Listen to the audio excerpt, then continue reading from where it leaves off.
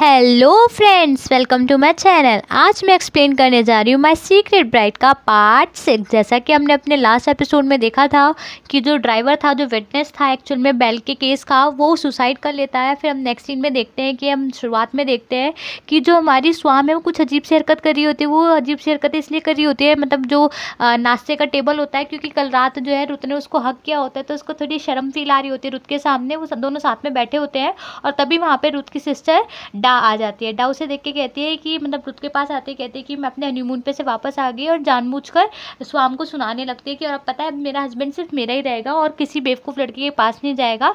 तो तभी जो वहाँ से स्वाम जाने लगती है, तो यहाँ पे जो डा है एकदम से कहती है कि जो तुम्हारी वाइफ है एक स्लम एरिया से है, तुम अपने सामान का ध्यान रखना, ऐसा ना हो कि तुम्हारा सामान उठा उठा के वहाँ पे गरीबों में बांटा है। तो तभी जो हमारी डा है वो अपने बोलना बंद नहीं करती है और मतलब बहुत उल्टा सीधा कहने लगती है। पर जो स्वाम है उसको जानबूझ के सुनाने के लिए कहती है कि मुझे सामान लेके जाने की जरूरत नहीं, क्योंकि मेरा पति मेरे लिए बहुत ज़्यादा एक्सपेंसिव है, प्रीसियस है। और अंदर आ जाती है। उसी के पीछे पीछे रुत उसके पास आ जाता है और कहता है कि स्वाम से कि देखो स्वाम, तुम्हें मेरी बहन से बात नहीं करनी चाहिए। तो स्वाम कहती है कि देखो, अगर मुझे तुम्हारी बहन से बात नहीं करनी चाहिए तो तुम्हारी बहन को भी तो मुझसे ऐसे बात नहीं करनी चाहिए। और वो घर से निकलकर अपने मतलब कि जो उसका मोहल्ला होता है वहाँ पे आ जाती है, अपनी बेस्ट फ्रेंड जाय से मिलती है और गुस्सा कर रही होती है। और तभी वो देखते हैं कि क्योंकि उसे भूत दिखते हैं, तो वो देखते हैं कि जो उसकी बेस्ट फ्रेंड जाय है उसके पास एक भूत खड़ी हुई है। और वो देख के समझ जाती है कि जरूर इसकी मॉम होगी, क्योंकि वो उस पर स्माइल कर रही होती है। तो तभी वो जाय से कहते हैं कि आज सुबह सुबह तुमने क्या अपनी मॉम की पूजा की है क्या? तो कहते हैं हाँ। तो उस जाय से कहते हैं कि एक काम करो, तुम आज एक लॉटरी खरीद लो, देखो तुम्हारी आज पक्का लॉटरी लगेगी। और तभी उसकी मॉम के भूत से पूछते कि तुम्हारी एज कितनी है? तो उसकी मॉम बताते हैं कि मेरी एज 51 है। और वो जाय को जबरदस्ती 51 नंबर की लॉटरी दिला देती है। दूसरी ओर हम देखते हैं कि जो रुत है वो ड्राइवर का सारा सामान अपने पास मंगाता है, जिसने अभी अभी सुसाइड की होती है। और वो सामान में चेक करना चाहता है कि कुछ तो उसे विटनेस मिल जाए, फ़ोन वगैरह सब मंगाता है, पर उसके फ़ोन वगैरह में कोई भी विटनेस नहीं मिलता है। दूसरी ओर हम देखते हैं कि जो हमारा डिटेक्टिव वाला ऑफिस होता है वहाँ पे जो सैम है वो कंटिन्यूसली हर चीज़ पे नज़र रखे होता है। और तभी पैडेट को एक एड्रेस देता है, उसको वहाँ पे जाने के लिए कहता है। हम देखते हैं कि जो पैडेट है वो एक बिल्डिंग में जाता है, मतलब कि एक अननोन सी बिल्डिंग होती है, उसमें जाता है, घर दरवाज़ा नॉक करता है। और तभी जो बंदी दरवाज़ा खोलते हैं वो कहते हैं कि तुम भी पुलिस वाले हो गए, और उसको अंदर ले आते हैं। और वहाँ पर हम देखते हैं कि जहाँ पे पैडेट जाता है वहाँ पे ऑलरेडी रुत होता है। यहाँ पे रुत पैडेट से पूछता है तो कि तुम यहाँ क्या कर रहे हो? पैडेट रुत से पूछता है कि तुम यहाँ कर रहे हो? तो तभी जो बंदी वो कहती है कि तुम दोनों ही पुलिस वाले हो, तो तुम अलग अलग क्यों आए हो? तो वो जो एक्चुअल में जो बंदी जिसके पास वो आए होते वो और कोई नहीं, जिस ड्राइवर ने सुसाइड की होती है, जो अपने आप को बेल का बॉयफ्रेंड बता रहा होता है, ये उसकी वाइफ होती है। तो यहाँ पे वो बताते हैं कि हाँ, वो उसकी वाइफ तो नहीं कह सकते, पर उसके साथ कम से भी कम 10 से 15 सालों से थी, और वाइफ ना होने के बजाय उसकी सब कुछ थी। तो यहाँ पे फिर वो पूछते हैं कि क्या तुम्हें पता है कि तुम्हारा हस्बैंड क्या काम करता था? तो वो कहते हैं कि देखो, अगर मेरा हस्बैंड अच्छा काम करता तो वो ऐसे मतलब कि बेमौत नहीं मरता, वो जरूरी कुछ गलत काम करता होगा। तो तभी वो पूछते हैं कि क्या तुम बेल को जानते हो? तो यहाँ पे जो वो बंदी है वो कहते हैं कि देखो, मैंने सुना है कि मतलब न्यूज़ में आ रहा है कि बेल जो है उसकी गर्लफ्रेंड थी, पर ऐसा कुछ भी नहीं है, वो मेरा बॉयफ्रेंड था। और यहाँ पे फिर हम देखते हैं कि जो बंदी है वो बताती है कि वैसे भी जो मेरा हस्बैंड था, मेरा बॉयफ्रेंड था, वो किसी और के साथ अफेयर नहीं कर सकता था, क्योंकि वो उस तरीके से बिल्कुल भी डिसेबल था, बस हम प्यार की वजह से एक साथ रह रहे थे। दूसरी ओर हम देखते हैं कि जो स्वाम के नंबर की वजह से जो उसकी फ्रेंड है जाए, उसकी लॉटरी लग जाती है। फिर हम देखते हैं कि हम डिटेक्टिव ऑफिस में देखते हैं वहाँ पे जाए और स्वाम सैम को और वहाँ जो जितने भी लड़के होते हैं वो एक्सरसाइज कर रहे होते देख रही होती। तो जाए कहते हैं कि पता है मैं यहाँ पे 7 साल से काम कर रही हूँ और मैं इस सीन को देखने में कभी भी बोर नहीं होती। तो जो अंकल थ्वान है वो जाए और स्वाम पे गुस्सा करते हैं, कहते हैं कि तुम्हें मतलब कि मैं बेवकूफ़ लग रहा हूँ, मैं जोक मार रहा हूँ, आओ चलो काम करो, यहाँ पे तुम लड़कों को देख रही हो। तो यहाँ पे जो स्वाम है वो अंकल से कहते हैं अंकल थोड़ी देर और देखने दो। तो यहाँ पे जो अंकल थ्वान है वो कहते हैं कि अभी हमें थोड़ा सीरियस होने की ज़रूरत है, क्योंकि ये जो केस है धीरे धीरे काफ़ी सीरियस और डेंजरस होता जा रहा है, मतलब कि काफ़ी वॉस्ट होता जा रहा है, बेकार होता जा रहा है, और अभी हमें ध्यान रखने की ज़रूरत है। दूसरी ओर हम देखते हैं कि जो जिस ड्राइवर ने सुसाइड की हुई थी उसकी वाइफ रुत को और पैडेट को एक फ़ोन देती है। वो कहते हैं कि उसे नहीं पता कि फ़ोन किसका है, उसके हस्बैंड ने उसको मरने से पहले वो फ़ोन दिया था। यहाँ पे हम देखते हैं कि जो पैडेट है और रुत है वो दोनों उस फ़ोन की इन्फॉर्मेशन किसी को नहीं देते हैं, और वो कहते हैं कि हम इस फ़ोन को अपने घर पर जाकर अनलॉक करेंगे और कोई भी इन्फॉर्मेशन मिलेगी तो वो केस में आगे प्रोसीड करेंगे। तो यहाँ पर हम देखते हैं कि जो हमारा पैडेट है वो घर पर आ जाता है। वो सोचता है कि वो चेंज वेंज करके फिर रुत के घर पर चला जाएगा। और जो फ़ोन आज उन्हें मिला है बेल के केस के बारे में फिर उसको अनलॉक करेंगे। तभी हम देखते हैं कि जो पैडेट है वो अपने घर पे आता है। वो देखता है कि जो न्यूंग है वो उसके घर में होती है और खाना वगैरह बना रही होती है। तो तभी उसके सामने एक केस की मतलब कि फाइल रखता है और कहता है कि चुपचाप मेरे घर से वापस निकलो, और नहीं तो अगर तुम मुझे फिर से मेरे घर पे दिखाई दी तो मैं तुम्हें जेल में डाल दूंगा और मेरे घर में दोबारा देख मत जाना। उस पर काफ़ी ज़्यादा गुस्सा करता है। तो यहाँ पे जो न्यूंग है वो रोने लगती है। वो कहती है कि तुम भी मतलब मुझे भगा रहे हो, तुम भी मुझे डांट रहे हो, मैं नहीं जाने वाली हूँ, और मैं तुम्हें मतलब क्या कह रही हूँ, मैं तुम्हें कुछ कह थोड़ी रही हूँ। चुपचाप तुम्हारे लिए रोज़ खाना बनाती हूँ, तुम्हारे कपड़े धोती हूँ, इवनली मैं तुम्हारा अंडरवेयर तक धोती हूँ, और तुम मुझसे परेशानी क्या है। बस मैं यही तो चाहती हूँ कि ताकि मैं जो रुत है उसके घर से पास रहूँ और मैं देखती रहूँ कि क्या रुत और स्वाम जो है वो सच में एक दूसरे से प्यार करते हैं नहीं करते हैं। वो बहुत ज़्यादा रोने लगती है और पैडेट उसको रोते हुए देख के डर जाता है। कहता है अच्छा अच्छा चुप हो जाओ, जो केस फाइल करके लाया होता है FIR उसको फाड़ देता है। उस कहता है कि ठीक है तुम मेरे घर पे रह सकती हो। दूसरी ओर हम देखते हैं कि रुत भी घर पे आ जाता है। वहाँ पे हम देखते हैं कि जो स्वाम है वो सोफे पे बैठ के कुछ खा रही होती है और एकदम से रुत को देख के वहाँ से गुस्से में चली जाती है, क्योंकि उसे आज सुबह की बात पे गुस्सा आ रहा होता है जो उसकी बहन मतलब कि डा और स्वाम के बीच में हुई होती है।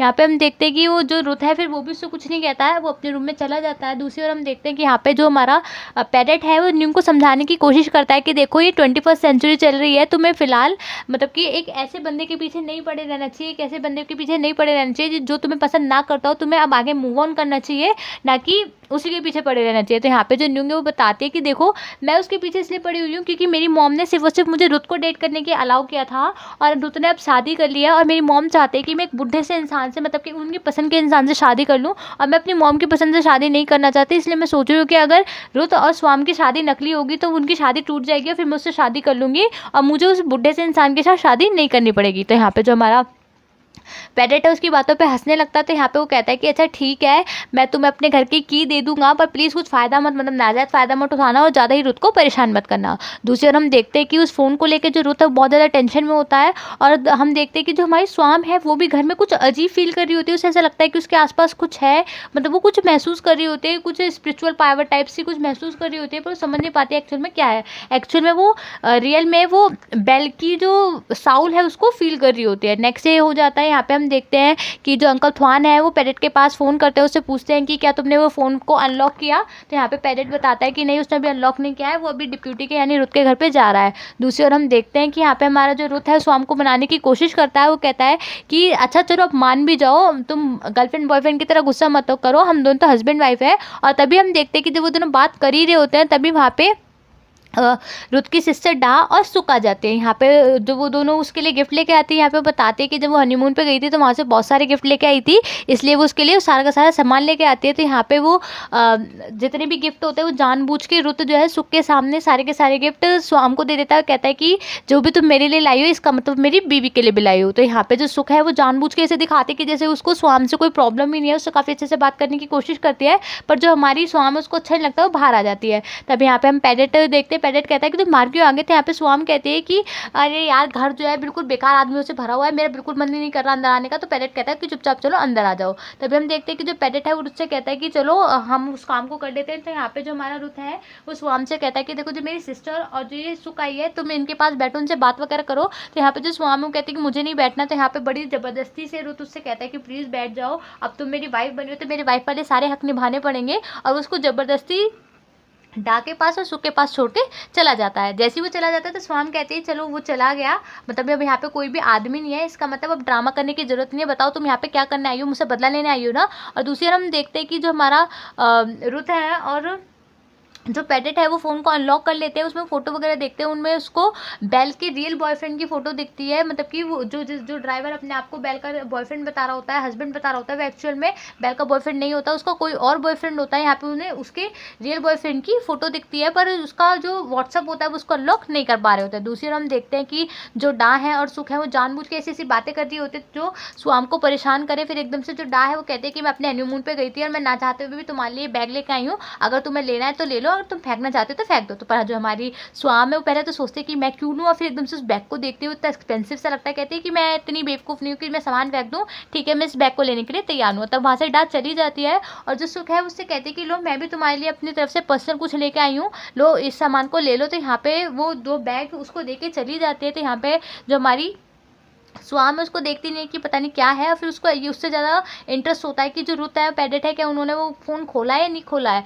यहाँ पे हम देखते हैं कि तभी जो हमारी स्वाम है वो और रुत के ऑफिस में आ जाती है, जहाँ पे जो रुत और पैडेट है वो फ़ोन के ऊपर काम कर रहे होते हैं। वो उसे बता के जाते हैं कि मैं बाहर जा रही हूँ। तो यहाँ पे जो पैडेट है उसको बड़े प्यार से देख रहा होता है, तो जो हमारा रुत है उसे डांटता है कि उसकी तरफ क्या देख रहे हो, मेरी वाइफ है। फिर वहाँ से चली जाते हैं। यहाँ पे जो हमारी रुत है, जो हमारी स्वाम है, वो अपनी बेस्ट फ्रेंड जय के पास आती है, और फिर हम वहाँ पे देखते हैं कि जो उसका मोहल्ला होता है उसमें फिर से वही नौटंकी चल रही होती है। वो जो माता टाइप वाले की, उसको मतलब कि एक बंदी को भगवान दिखता है, वो तुम्हारी सारी प्रॉब्लम्स दूर कर देगी। यहाँ पे हम देखते हैं कि वो जो बंदी होती है, मतलब कि जो लामिया की मॉम होती है, वो माता बन के बैठी होती है। वहाँ पे हमारी स्वाम और जय भी आके बैठ जाती है। यहाँ पे वो एकदम से एक लड़की की तरफ पॉइंट करती है, उससे कहती है कि तुम्हारे जितने भी दुख हैं वो इस वजह से हैं क्योंकि तुम प्रेग्नेंट थी और तुमने अपना बच्चा अबॉर्शन करा दिया, इसलिए तुम दुखी हो। तो यहाँ पे वो लड़की कहती है कि नहीं नहीं, मैंने कोई अबॉर्शन नहीं कराया। तभी जो स्वाम है उस बात पे बहुत ज़्यादा हंसने लगती है और वो कहती है कि मुझे तो कोई भूत नहीं दिख रहा। और फिर तभी उस लड़की की तरफ देखती है और उसके पास वो बैल के भूत को देखती है। वो कहती है बैल, और फिर एकदम से वो डर जाती है। फिर एकदम से लामिया से कहते हैं कि इसके पास कोई बच्चे का भूत नहीं है, इसके पास एक औरत का भूत है।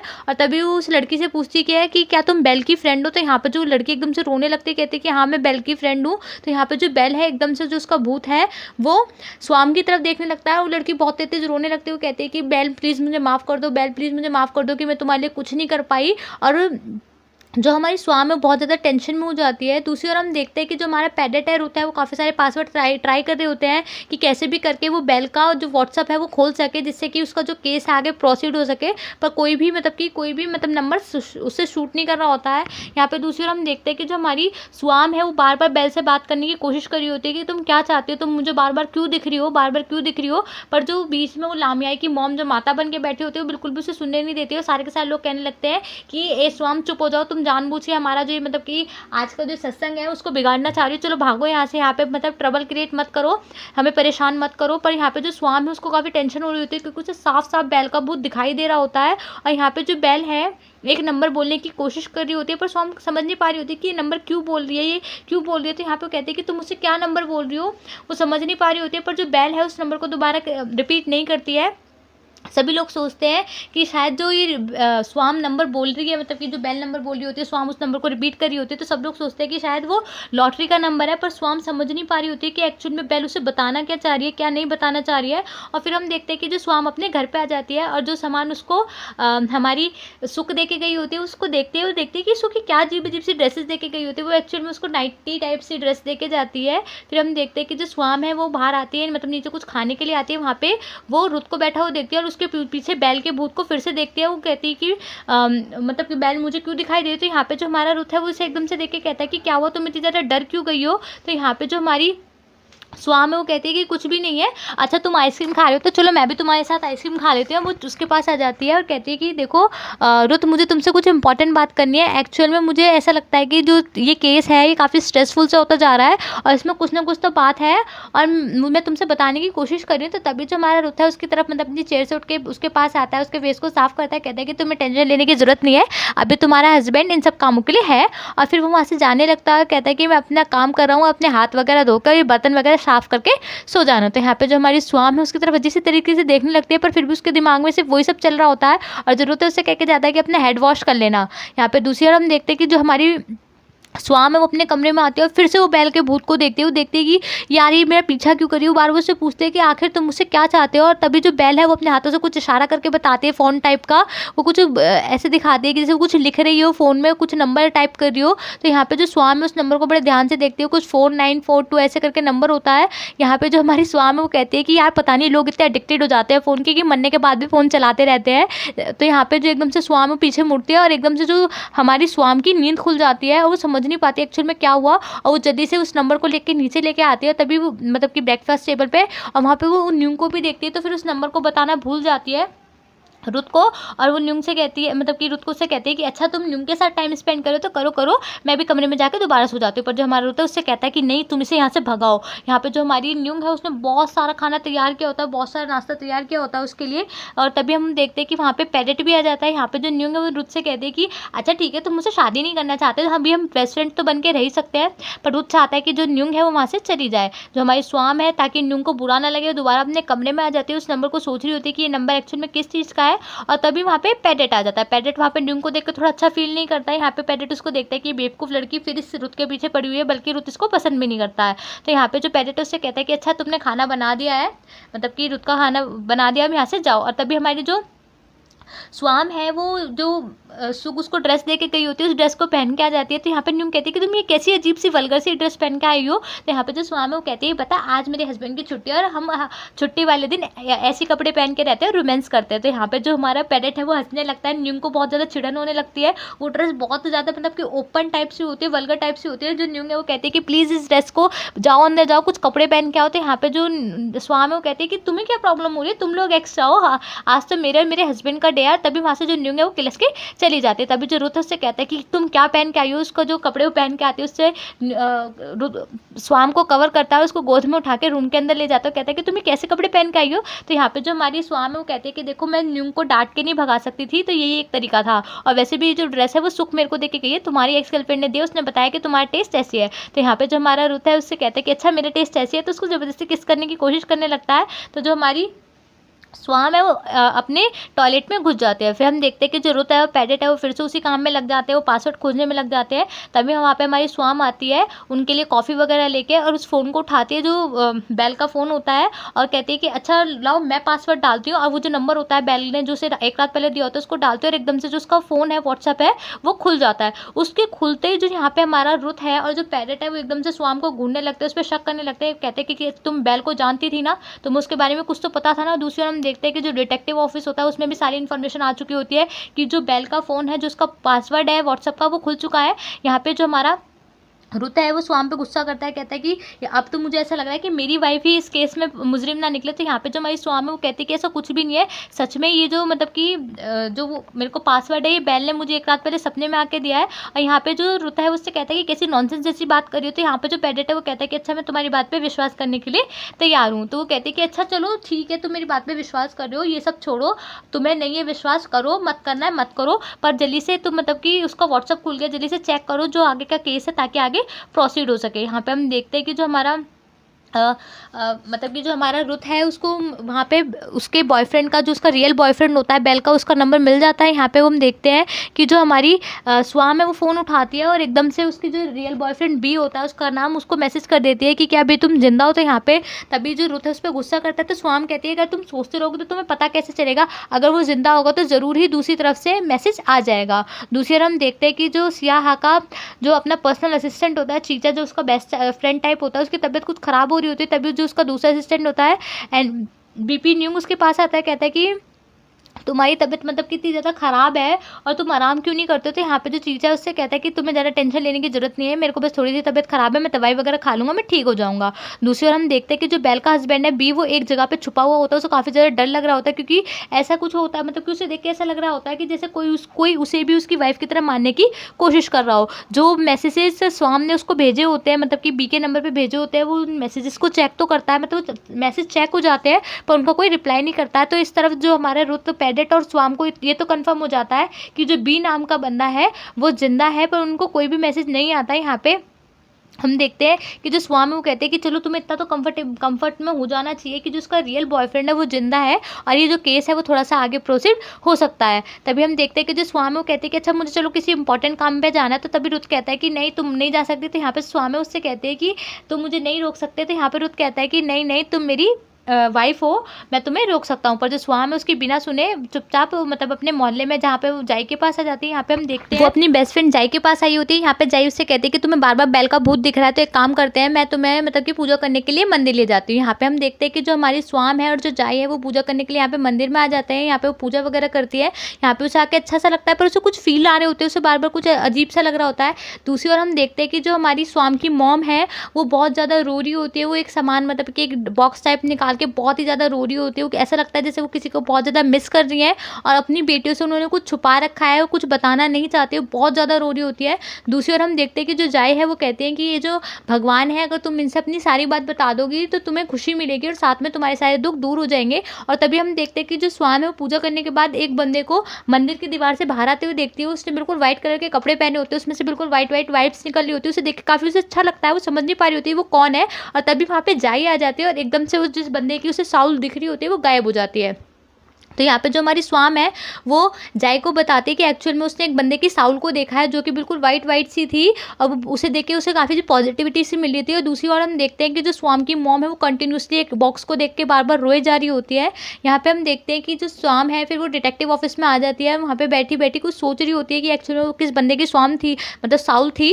और वहाँ पे सारे के सारे लोग ये सोच रहे होते हैं कि आज ये स्वाम जो है वो इतनी चुप चुप क्यों है, थी मतलब शांत शांत क्यों है। तभी वहाँ पे जो हमारे अंकल थवान है वो आ जाते हैं। वो कहते हैं कि जी हमें इस टाइम पे बहुत ज़्यादा मतलब कि ध्यान देना पड़ेगा कि एक्चुअल में जो ये केस है सियाहा का वो किस तरफ मोड़ लेने वाला है। इस टाइम पे हमें रुत पे पूरा का पूरा ध्यान देना पड़ेगा। तो यहाँ पे वो स्वाम को स्पेशल वर्क देते हैं कि इस टाइम तुम्हें रुत पे पूरा ध्यान रखना है, क्योंकि मुझे ऐसा लगता है कि जो रुत है वो बेल के हस्बैंड बी से मिल चुका है। और शायद अगर वो उससे मिल गया है तो उसने उसे कहाँ रखा है कहाँ नहीं रखा है, सारी की सारी इन्फॉर्मेशन तुम्हें मुझे देनी होगी। सारी की सारी इन्फॉर्मेशन तुम्हें मुझे मेरे लिए निकाल के लानी होगी। तो यहाँ पे जो स्वाम है वो कहती है कि अच्छा ठीक है। तभी हम देखते हैं जो पेडेट है वहाँ से चला जाता है। स्वाम कहती है कि प्लीज़ मुझे भी ले चलो। यहाँ पे दूसरी ओर हम देखते हैं कि जितनी भी सारी की सारी जो डिटेक्टिव वाली इन्वेस्टिगेशन हो रही होती है, यहाँ पे ये जो रुत है वो अपने अंकल को बताता है। उसके अंकल कहते हैं कि अच्छा ठीक है, मैं सारी बातों को मतलब कि खुफिया रखूंगा।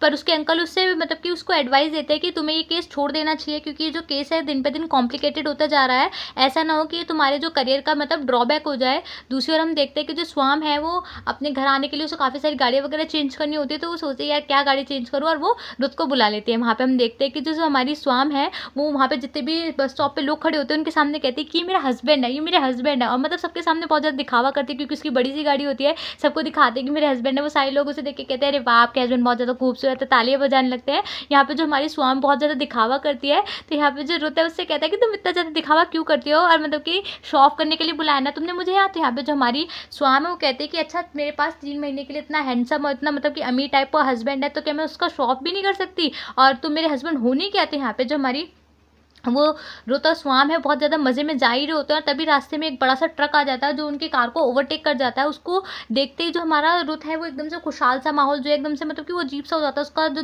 दिमाग है बिल्कुल डाइवर्ट हो जाता है, वो बिल्कुल बोलना बंद कर देता है। फिर वो घर आ जाते हैं। यहाँ पे जो हमारी रुत है वो घर आते ही अपने घर कमरे में चला जाता है। तो यहाँ पे जो तीरक है उससे पूछता है कि क्या हुआ। तो यहाँ पे जो स्वाम है वो बताते हैं कि एक और ट्रक ने उसको ओवरटेक कर लिया था। तो तब से पता नहीं इसका मूड ऐसा है। तो वो बताता है कि एक्चुअल में इसकी मॉम डैड की, जो रुत के मॉम डैड की डेथ है वो एक बड़े से ट्रक की वजह से हुई थी, मतलब कि एक्सीडेंट की वजह से हुई थी। इसलिए वो जब भी बड़े ट्रक को देखता है तो उसका दिमाग बिल्कुल डाइवर्ट हो जाता है। यहाँ पे जो हमारी स्वाम है वो फिर क्या करती है, वो उसके ऑफिस में आ जाती है, रुत के ऑफिस में, क्योंकि उसे पता होता है कि जो रुत है वो अपना मतलब कि फ्रेश वगैरह होकर वहीं पर आएगा। तो यहाँ पे हम देखते हैं कि जो रुत है स्वाम से कहता है कि तुम्हें इसके बारे में इतना टेंशन लेने की जरूरत नहीं है, टेंशन लेने के लिए मैं ही काफ़ी हूँ।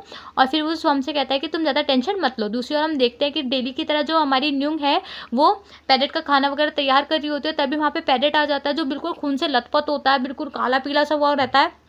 यहाँ पे जो न्यूंग उसे देख के चिल्लाने लगती, कहती कि तुम्हें इतनी सारी चोट कैसे लगी, तुम्हें क्या हो गया क्या हो गया। तो यहाँ पे जो पेडेट है वो कहता है कि प्लीज़ काम डाउन हो जाओ, ऐसा कुछ भी नहीं है, ये मेरी जॉब है, मैं पुलिस वाला हूँ, मेरे साथ ऐसा होता रहता है। और वो फिर नहा धो के वहाँ पे आता है। यहाँ पे जो हमारी न्यूंग उस पर बहुत ज़्यादा गुस्सा करती है कि तुम इतनी सारी चोट खा के कैसे आए, और तुम्हें मतलब बिल्कुल डर भी नहीं लगा कि मतलब घर पर तुम्हारी जो बंदी है मतलब उसकी बंदी नहीं होती है, फिर भी कहते हैं कि जो घर पर तुम्हारा कोई इंतजार कर रहा है तुम्हें ऐसे चोट से लथपथ देखेगा तो उसे कितना बुरा लगेगा। फिर वो कहती है कि मैं तुम पर दवाई लगा देती हूँ। तो यहाँ पे जो हमारा पेडेट है वो कहता है कि नहीं मैं खुद दवाई लगा लूँगा। तो यहाँ पे न्यूंग कहते हैं कि नहीं मैं तुम्हें दवाई लगा देती हूँ। और जैसे ही उसको दवाई लगाने के लिए टच करती है तो जो पेडेट है उसको कुछ फील होता है, और उसको मतलब कि उसकी जो हार्ट बीट है वो बहुत ज़्यादा फास्ट हो जाती है। वो समझ नहीं पा रहा होता है कि उसके साथ क्या हो रहा है। तो यहाँ पे जो न्यूंग है उसकी काफ़ी मतलब दवाई लगाते लगाते काफ़ी पास आ जाती है। यहाँ पे जो पेडेट है उसको भी काफ़ी अच्छा फील हो रहा होता है, उसको बहुत ज़्यादा उसकी जो हार्ट बीट है बहुत ही ज़्यादा फास्ट हो जाती है। यहाँ पे फिर न्यूंग को ऐसा लगता है कि बिल्कुल ऐसा लग रहा है जैसे कोरियन ड्रामा चल रहा हूँ, मैं तुम्हारे इतने करीब आ गई हूँ। तो यहाँ पे जो न्यूंग है वो थोड़ा सा मुस्कुराता है। दूसरी ओर हम देखते हैं कि जो हमारी स्वाम है वो रुत के लिए कॉफ़ी बना के आती है और कहती है कि क्या मैं आपके कमरे में बैठ सकती हूँ। तो यहाँ पे जो रुत है वो कहता है कि नहीं तुम नहीं बैठ सकती, पर वो ज़बरदस्ती उस रूम में आ जाती है और उसके पास ज़बरदस्ती आके बैठ जाती है। तो यहाँ पे वो रुत कहता है कि अच्छा तुम्हें मुझसे क्या बात करनी है। तो यहाँ पे जो हमारी स्वाम है वो कहती है कि मुझे तुमसे कुछ बात नहीं करनी है, मैं बस सिर्फ और सिर्फ तुम्हारे पास इसलिए बैठने आई हूँ ताकि तुम्हें अच्छा फील हो, तुम्हें अच्छा लगे। तो यहाँ पे जो हमारा रुत है वो कहता है कि देखो तुम्हें टेंशन लेने की ज़रूरत नहीं है और मैं ठीक हूँ, ज़्यादा टेंशन मत लो मेरे बारे में। तो यहाँ पे जो स्वाम है वो कहती है कि तुम इतनी ज़्यादा मतलब अपनी जॉब की वजह से टेंशन में हो ना, और मतलब तुम्हें पुलिस वाला बनना ही नहीं चाहता। तो यहाँ पे जो हमारा रुत है वो बताता है कि वो कभी भी पुलिस वाला नहीं बनना चाहता था, वो अपने फादर की तरह एक फ़ोटोग्राफर बनना चाहता था। तो तभी यहाँ पे जो स्वाम है वो कहते हैं अच्छा तुम्हें पुलिस वाला अपने अंकल की वजह से बनना पड़ा ना। और तभी हमारा सीन शिफ्ट हो जाता है। यहाँ पे हम देखते हैं कि जो अंकल थवान है वो अपने मतलब कि अपने जो ऑफिसर्स होते हैं सैम वगैरह, उनसे कहते हैं कि तुम्हें इस टाइम पे पूरी की पूरी इन्फॉर्मेशन पे ध्यान रखना चाहिए, देखो हर एक एक चीज़ पे बिल्कुल भी ध्यान रखो, कुछ भी चीज़ मिस नहीं होनी चाहिए। तो वो बंदे लग जाते हैं अपने काम में। दूसरी ओर हम देखते हैं कि जो हमारा रुद्र है वो स्वाम को लेके नीचे आ जाता है। वो डेली रात की तरह दोनों साथ में बैठ के आइसक्रीम खा रहे होते हैं। यहाँ पे जो स्वाम है वो रुत को देख रही होती है। वो कहती है कि एक्चुअल में अगर तुम फोटोग्राफर बनना चाहते थे तो मैं फोटोग्राफर बनना था। तो यहाँ पे जो हमारा रुत है वो कहता है कि मैं कभी फोटोग्राफर नहीं बन सकता था, क्योंकि मेरे अंकल ने कहा था कि अब मुझे उनके जैसा बनना, ना कि अपने फादर की तरह। और फिर वो पूछती है कि तुम्हारे मॉम डैड की डेथ कैसे हुई थी। यहाँ पे बताता है कि जो मेरे मॉम डैड की डेथ थी वो एक कार एक्सीडेंट में हुई थी, और वो दोनों मुझे छोड़ के चले गए। और मुझे जब मैं अकेला हो गया तो मुझे ऐसा लगता था कि जैसे मेरे मॉम डैड नहीं है मेरे पास, जैसे मैं अकेला हूँ, ऐसे सब अकेले रहने चाहिए। और मतलब कि मैं बिल्कुल ड्रॉबैक में चला गया था, मेरी लाइफ बिल्कुल बर्बाद सी हो गई थी। तभी जो स्वाम है उसके पास आके बैठ जाती है, उसको दिलासा देने की कोशिश करती है। स्वाम को अपने पास देख के जो हमारा रुत है उसके कंधे पे अपना सर रखता है। तो यहाँ पे जो हमारी स्वाम है वो कहती है कि अपना सर मेरे कंधे पे बेशक कंफर्टेबली रख लो, पर इसके पैसे लगेंगे। तो यहाँ पे जो हमारा रुत है उस बात पे हंसता है, कहता है कि ठीक है मैं पैसे देने के लिए तैयार हूँ। वो कहता है कि जब से तुम मेरी लाइफ में आई हो मुझे काफ़ी अच्छा लग रहा है, मतलब अगर मुझे दुख भी होता है, मतलब कि मेरी लाइफ में मेरे को मतलब कि बुरा भी लगता है, और जब मैं तुम्हारे पास आ जाओ तो मुझे अच्छा लगता है। और तभी उसकी तरफ देखने लगता है, और तभी हमारा एपिसोड खत्म हो जाता है। Today shout out goes to Myra.